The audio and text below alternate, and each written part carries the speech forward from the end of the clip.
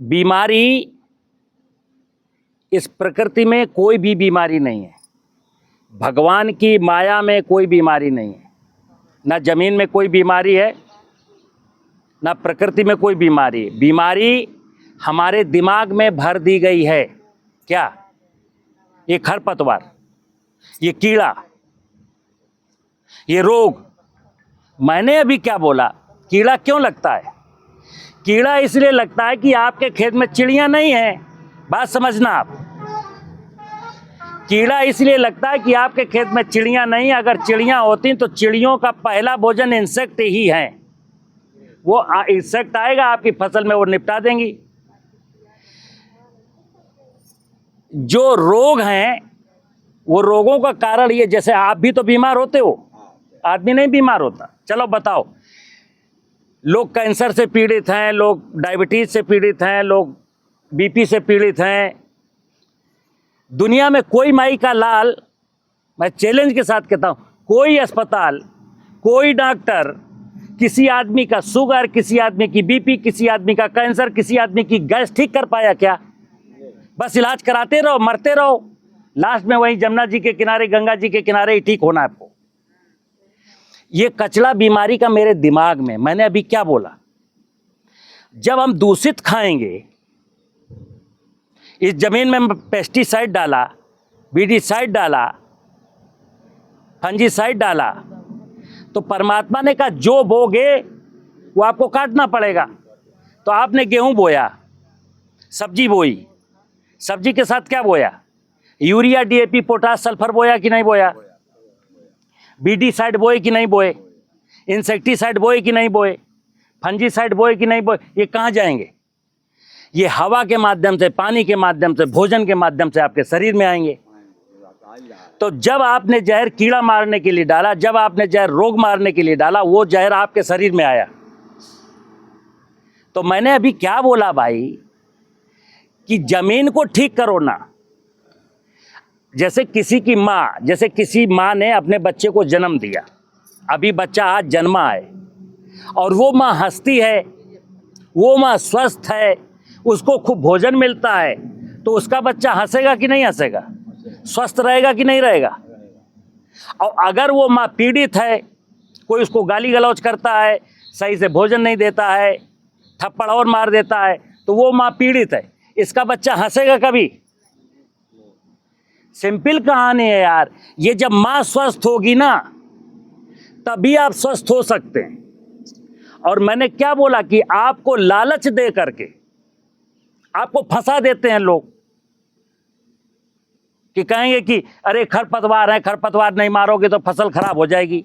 तो आप लालच में आए, खरपतवार नासी डाल दिया। सर ये समस्या हमारे वहाँ आ रही। हाँ, मान लीजिए किसी के पास ज्यादा खेती हो, हाँ, कम पैदावार होता, तब भी उसका काम चल जाता है। हाँ, और कुछ लोग गरीब आदमी हैं, 1/3, 1/4, 5 एकड़ जमीन, हाँ, हाँ, परिवार उसके पास जाते हैं। हाँ, वो सोच रहा है कि कितनी हम खाद छोड़े, हाँ, उसको मन में नहीं कि हम ज्यादा पैदावार लें, हाँ। ताकि हमारा भोजन चल जाए। तो छोटे किसान के लोगों को बड़ी दिक्कतें हो जा रही है कि कैसे अपने पैदावार नहीं हो रही। सुनो मेरी बात, पहले बात सुनो, मैं क्या बता रहा हूँ आपको मित्र। पैदावार कौन देगा? जमीन देगी कि वैज्ञानिक देंगे, कि यूरिया देगी, कि फंजीसाइड देंगे? जमीन देगी। जमीन देगी। वही तो मैं कह रहा हूं कि जमीन को मजबूत कैसे करोगे। मैं एक फार्मूला बता देता हूं। जिसके खेत की मेड़ नहीं है, मान लो 3 मंडा का किसान है और खेत की मेड़ नहीं है मजबूत, उसकी जमीन कभी पैदावार नहीं देगी। जिसकी जमीन में पेड़ नहीं है, आप पेड़, जैसे आप छोटा सा 3 मंडा का किसान, हमने कहा पेड़ लगाओ, तो कहोगे बाबूजी फिर तो सब छाया मर जाएगी, आप खेती कहाँ करेंगे? नहीं, 3 मंडे के किसान को भी 6 पेड़ लगाने हैं। मैंने बोला, पहले बात समझ लो, तर्क और कुतर्क का परिणाम ये है कि आज किसान रो रहा। मैंने क्या बताया कि गोरखपुर में, देवरिया में, बस्ती में, कुशीनगर में, पूरे पूर्वांचल में ये अंडा मंडा का ही खेल है। छोटी छोटी जमीन है, और कोई किसान अगर खेती के सहारे तो जी नहीं पाएगा, उसको बाजार जाना ही है, किसी न किसी काम से जाना है, 100 रुपया मिल जाए।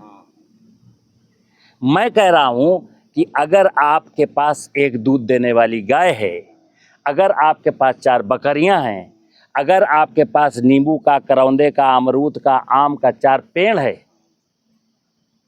तो इससे फायदा होगा कि नहीं होगा?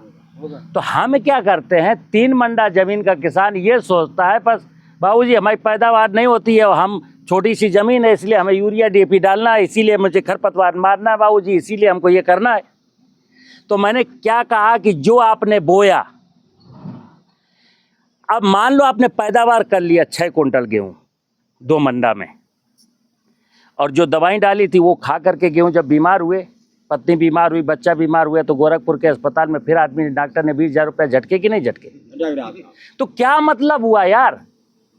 अभी तो आप कह रहे थे फिर हमारा घर नहीं चलेगा, और अभी तो चलते चलते घर एक बीमार हुआ तो 20,000 डॉक्टर ने छीन लिया। हम मतलब डिस्कस नहीं कर रहे हैं, हाँ, लेकिन हमारे वहाँ लड़के जान देकर के इजराइल में जा रहे हैं, हमें 1.5 मालूम। लाख मिल रहा, 2 लाख महीना मिल रहा, हाँ जान की परवाह लोग नहीं रख रहे हैं हाँ, कि हम पैसा हमारे पूरा परिवार हमारा संपन्न होगा। बिल्कुल तो बिल्कुल। उसी तरह साहब खेतियों के लिए छोटे किसान लोग सोच रहे हैं बेचारे कैसे हम तो सुनो आज भर के लिए सुनो सुनो, इस समय हमारे देश में, हमारे समाज में, जानते हो, रुक जाना, हम इतना चक्रव्यूह से घिर गए हैं कि वो अभिमन्यु था ना, जो अभिमन्यु तो अपनी माँ के पेट में चक्रव्यूह के 6 द्वार तोड़ने की कला माँ के पेट में सीख लिया था।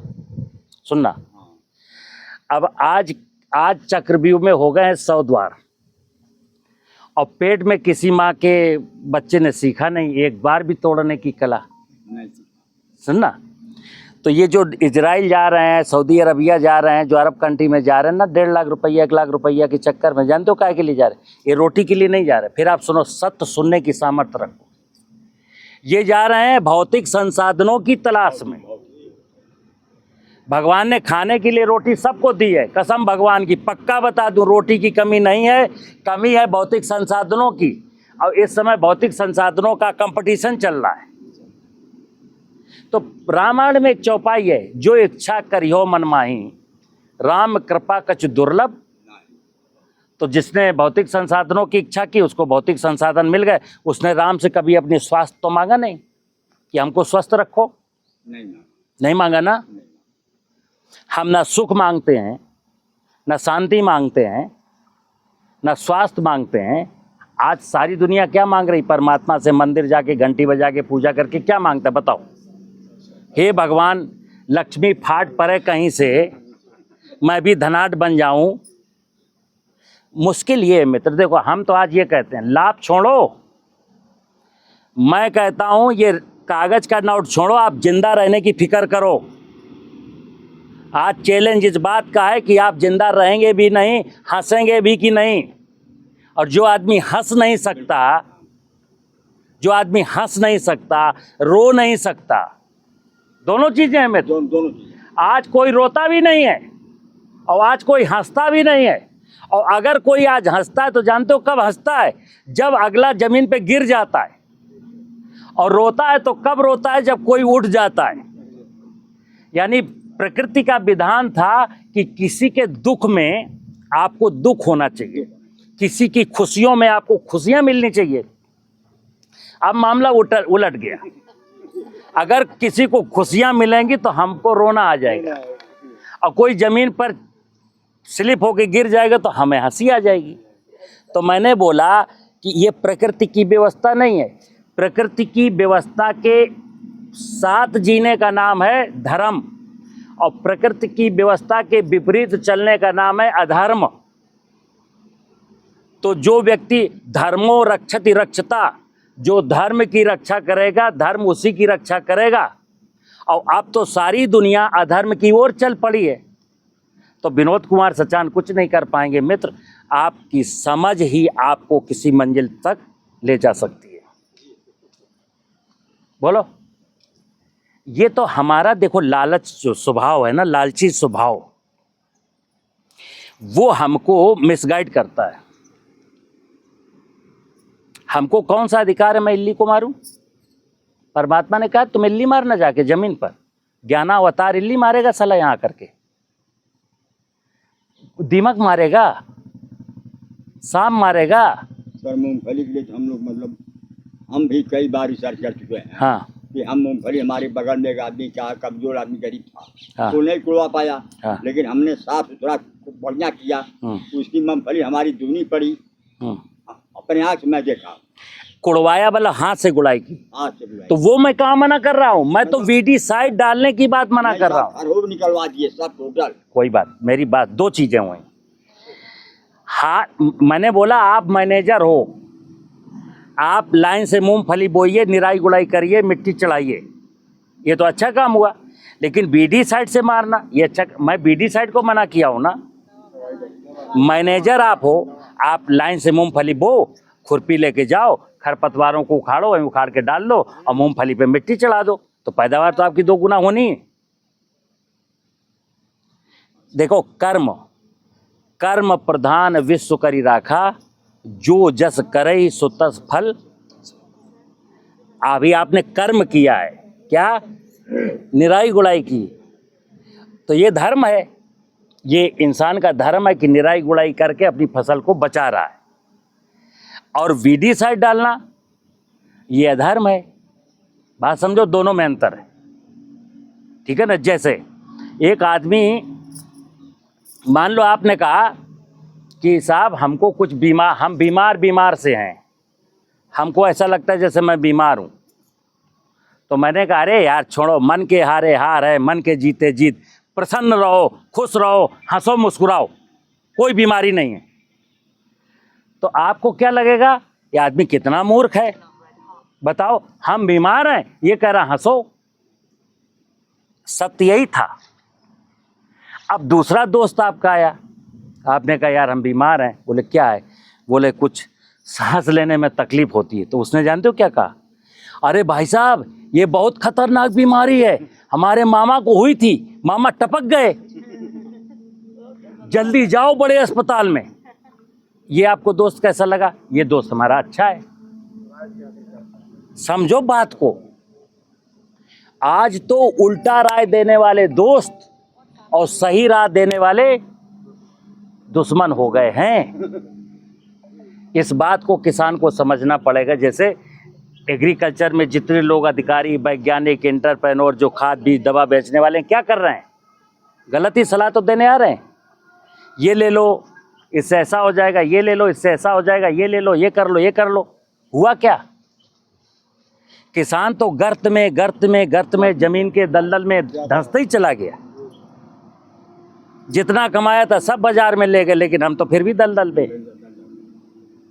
तो हम जो कमाएं, हम 4000 भी अगर खेती से बचाएं तो उसमें से 54 बाजार में न जाए, ये आपकी जीत है।